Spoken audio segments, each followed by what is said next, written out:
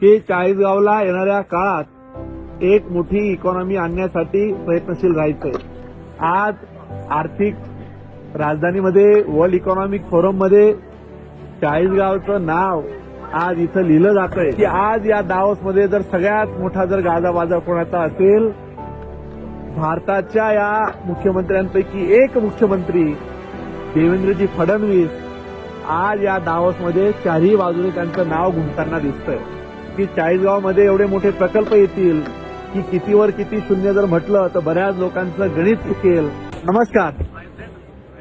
खरं तर मी आज आहे जे इंडियाचं आज नाव दिसतंय, भारताचं नाव दिसतंय, तो भारताचा स्वाभिमानाचा झेंडा फडकताना दिसतोय.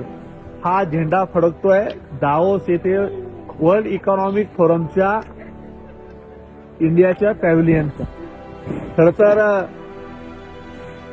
मोदींच्या नेतृत्वाखाली देश प्रगती करतोय आणि आज या दावोसमध्ये स्वित्झर्लंडमध्ये जगभरातील मोठमोठ्या कंपनीज, सीईओज, फायनान्सर्स, बँकर्स यासोबत अगदी राष्ट्राचे अध्यक्ष पुतीन पासून तर सगळे डोनाल्ड ट्रम्प पासून तर बरीचशी लोक या दावोसच्या त्या कॉन्फरन्समध्ये सहभागी झाले. आणि विशेष आनंद या गोष्टीचा आहे की आज या दावोसमध्ये जर सगळ्यात मोठा जर गाजावाजा कोणाचा असेल, भारताच्या या मुख्यमंत्र्यांपैकी एक मुख्यमंत्री देवेंद्रजी फडणवीस आज या दावोसमध्ये चारही बाजूने त्यांचं नाव घुमताना दिसतंय की महाराष्ट्रामध्ये एवढ्या ट्रिलियन इकॉनॉमीची आपल्याला गरज आहे. हे ज्यावेळेस आपण शब्द ऐकायचो त्यावेळेस बऱ्याच लोकांना ते हसं वाटायचं, पण त्या वस्तुस्थितीला धरून ही स्वप्न जी देवेंद्रजींनी पाहिली, खरं तर इथं आल्यानंतर ते लक्षात आलं की महाराष्ट्रासाठी महाराष्ट्राचे मुख्यमंत्री काय काम करतायत. आज त्यांच्या नेतृत्वाखाली तिसऱ्या दिवशी अनेक एमओयू साईन झाले. त्यातला जर विशेष जर मला आनंद अजून असेल तर चाळीसगावसाठी 15,000 कोटीचा एमओयू देवेंद्रजींच्या नेतृत्वाखाली साईन झाला. खरं तर मी चाळीसगाव विधानसभेचा आमदार म्हणून या गोष्टीचा आनंद आहे की ज्या मातीतल्या लोकांनी मला तिथलं नेतृत्व करण्याची संधी दिली, सेवा करण्याची संधी दिली. खरं तर त्या लोकांची सेवा कामाच्या माध्यमातून करावी. दावोसला जाऊन कुणी आमदार कंपन्यांना भेटू शकतो, तिथून इन्व्हेस्टमेंट आणू शकतो, जर कोणाला सांगितलं तर कदाचित काही लोकांना ते हसं वाटलं असतं. परंतु आज चाळीसगावसाठी सस्टेनेबल एव्हिएशन फ्युएल म्हणजे शेतकऱ्यांचा ऊस असेल, कापूस असेल, मका असेल किंवा बांबू असेल यापासून एव्हिएशन फ्युएल तयार करण्याची कंपनी सॅन फ्रान्सिस्को या कंपनीचा सोबत आज इथं देवेंद्रजींच्या नेतृत्वाखाली एमओयू झाला. खरं तर अर्थात गिरीश भाऊंचा त्यामागे मोठा सपोर्ट हातभार आहेत, पण ज्या मातीने मला आमदार केलं त्या मातीतल्या लोकांसाठी आज आर्थिक राजधानीमध्ये वर्ल्ड इकॉनॉमिक फोरममध्ये चाळीसगावचं नाव आज इथं लिहिलं जातंय याचा मला मनापासून आनंद आहे. खरं तर या चाळीसगावकरांनी माझ्यावर विश्वास ठेवलाय, त्या विश्वासाला पात्र राहण्याचा प्रयत्न कायम मागेही करत राहिलोय, आजही आहे आणि उद्याही आहे.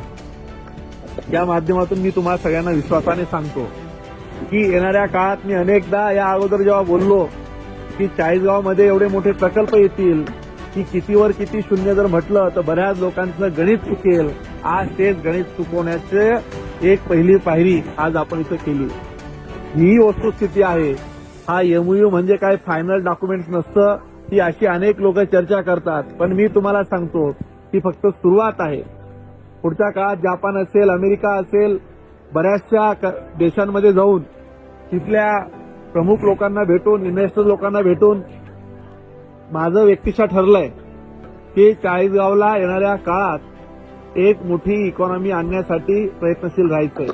आणि हा प्रकल्प मला विश्वास आहे चाळीसगावला जर आला तर शेतकऱ्यांसाठी ही क्रांती असेल, तरुणांसाठी क्रांती असणार आहे, अनेक तरुणांना रोजगाराच्या संधी या माध्यमातून निर्माण होणार आहे। आणि आज या दावोसमध्ये आल्यानंतर अनेक लोकांचे जे प्रश्न होते की तिथे जाऊन काय होतं, माझं त्यांनाही म्हणणं असेल की राजकारणाच्या पलीकडे चष्म्यातनं बघितलं पाहिजे।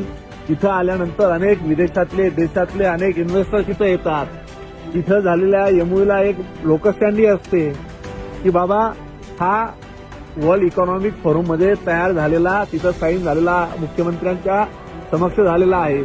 मग अनेक इन्व्हेस्टर असतील, बँकर्स असतील, हे देखील तेवढ्याच अग्रेसिव्हली फंडिंग करण्यासाठी पुढे येतात। अनेक लोक त्याच्यामध्ये स्टेक इक्विटी घेतात, शेअर्स होल्डिंग घेतात।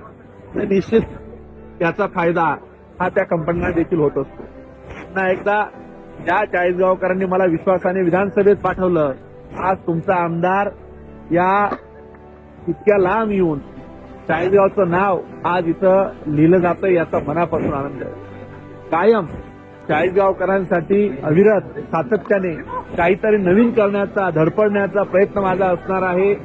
मला तुमच्या सगळ्यांच्या सदिच्छा आशीर्वाद आहेतच, पण आज मनापासून एक आत्मिक समाधान असं आहे की ज्या मातीने आपल्याला एवढं प्रेम दिलंय, त्या मातीचं नाव आज स्वित्झर्लंड सारख्या आज दावोस इथे येऊन त्याचं नाव आज लिहिलं जातंय, तो एमओयू साईन होतोय। आजचा हा एमओयू ज्या ज्या चाळीसगावकरांनी माझ्यावर, भारतीय जनता पार्टीवर, गिरीश भाऊंवर, देवेंद्रजींवर प्रेम केलं, त्यांच्यासाठी हा आजचा एमओयू हा समर्पित आहे असं मला वाटतं। धन्यवाद। जय हिंद, जय महाराष्ट्र।